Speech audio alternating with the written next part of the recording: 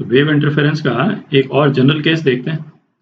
जैसे पिछले वाले वीडियो में तो अपन ने देखा था कि एम्पलीट्यूड सेम था, फ्रीक्वेंसी वेवलेंथ सेम था और डायरेक्शन भी सेम था। ठीक है, इस केस में हमने क्या चेंज कर दिया, एम्पलीट्यूड जो है वो डिफरेंट है, दो वेव्स का वेवलेंथ और फ्रीक्वेंसी सेम है। ठीक है, और डायरेक्शन भी सेम है। ठीक है, दोनों वेव्स का। अच्छा, पिछले केस में जब अपन ने एडिशन किया था, है ना, दो वेव्स का इंटरफेरेंस का नेट रिजल्ट जो निकाला था, तो बेसिकली दो साइन फंक्शन को ऐड किया था। ठीक है, तो वेव्स के जनरल फॉर्म को यदि हमको ऐड करना हो तो वेव्स का वेक्टर एडिशन करना जो है ना वो सिंपल रहता है। ठीक है, ये चीज अपन ने SHM का जो एडिशन किया था, है ना, उसमें भी यूज किया था सेम कॉन्सेप्ट। तो वेक्टर एडिशन क्या हुआ वेव्स का, तो पहले तो ये हुआ कि वेव्स को वेक्टर के रूप में डिपिक्ट करना अपने को आना चाहिए। तो यदि कोई वेव की जनरल इक्वेशन है a sin kx minus omega t plus theta, ठीक है, तो इसको वेक्टर फॉर्म में हम किस तरह से डिपिक्ट कर सकते हैं। तो इस वेव को यदि हमको वेक्टर फॉर्म में डिपिक्ट करना हो तो बेसिकली जो इसका एम्पलीट्यूड है वो वेक्टर का एम्पलीट्यूड हो जाएगा। ठीक है, ये a हो जाएगा और मतलब ये मैग्नीट्यूड है, और ये वेक्टर जो है वो x एक्सिस से थीटा का एंगल बनाएगा। ठीक है, तो ये वेक्टर फॉर्म डिपिक्शन हो गया इस वाली वेव का।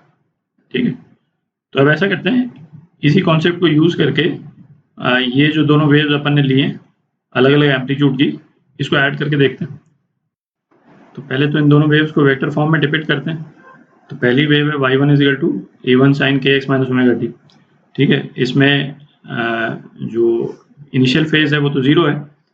ठीक है, तो इसको हम इस तरह से डिपिक्ट कर सकते हैं,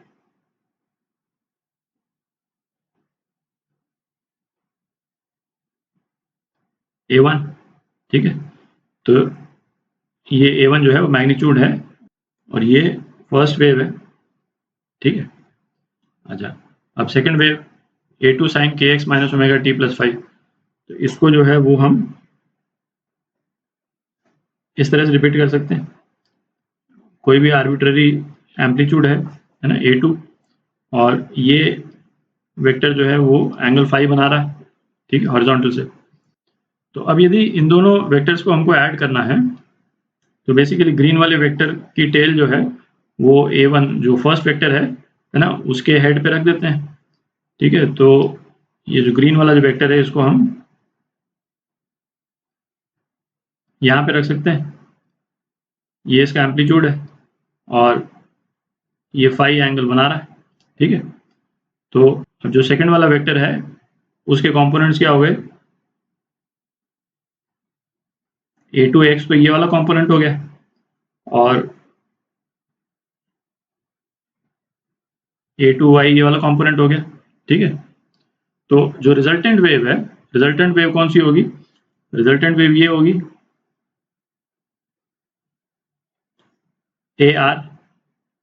देख रहा, तो हमको क्या पता करना है, एक तो AR ये मैग्नीट्यूड पता करना है AR, और ये एंगल जो AR बनाता है, इस एंगल को मैं एंगल थीटा बोल देता हूँ, तो ये एंगल थीटा क्या है।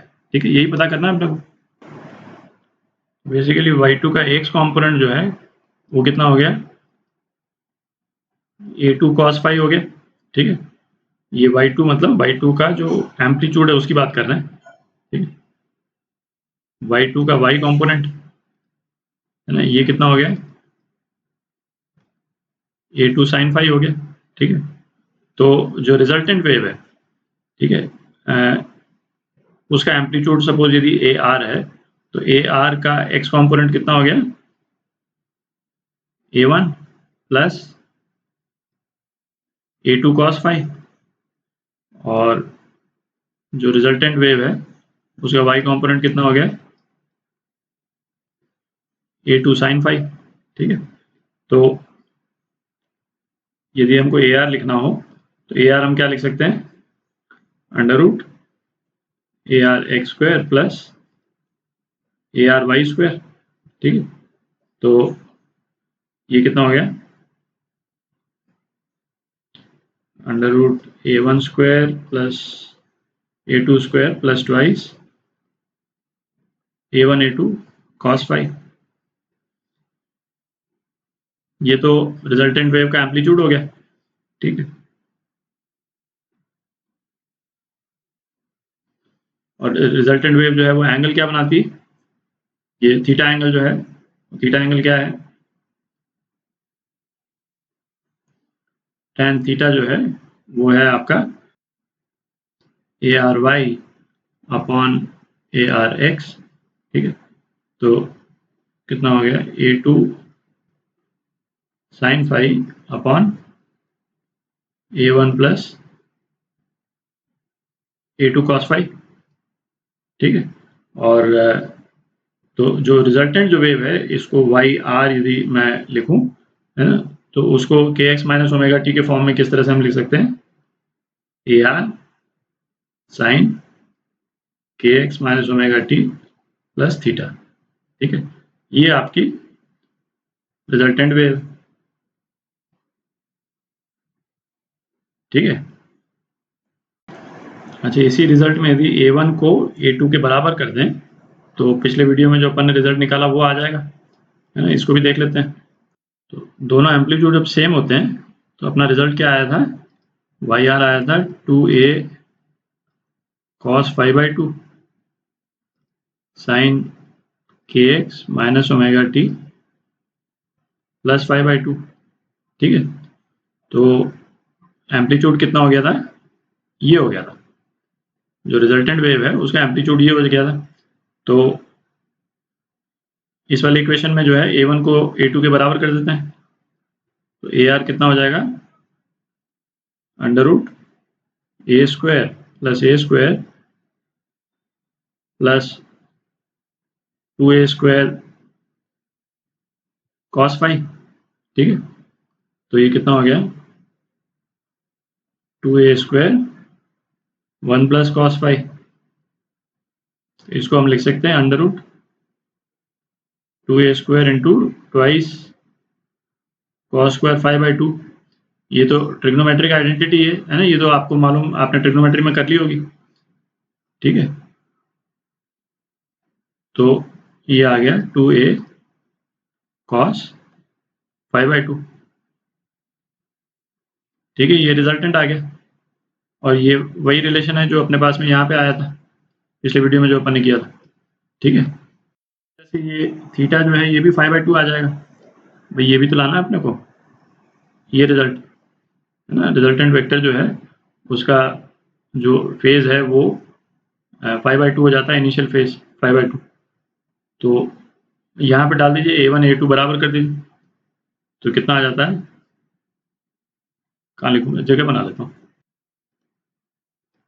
तो tan थीटा जो है फाई बाई 2 आना चाहिए, तो एम्पलीट्यूड सेम कर देते हैं, a sine phi upon a plus a cos phi, ठीक है। तो ये साइन फाई को लिख सकते हैं sine twice sine phi by 2 cos phi by 2, ठीक है। और ये 1 प्लस कॉस फाई, इसको लिख सकते हैं twice cos square phi by 2, ठीक है। तो ये कितना आ गया, tan फाई बाई 2, ठीक है। इसका मतलब थीटा कितना आ गया, फाई बाई 2 आ गया। तो सेम एम्पलीट्यूड के रिजल्ट्स जो हैं वो इससे भी निकल जाते हैं, है ना, जो कि एक्सपेक्टेड भी है।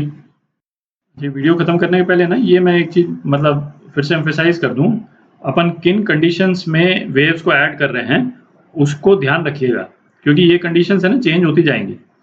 अपन ने पहले केस में सेम एम्पलीट्यूड लिया था, फ्रीक्वेंसी वेवलेंथ सेम ली थी, डायरेक्शन सेम लिया था।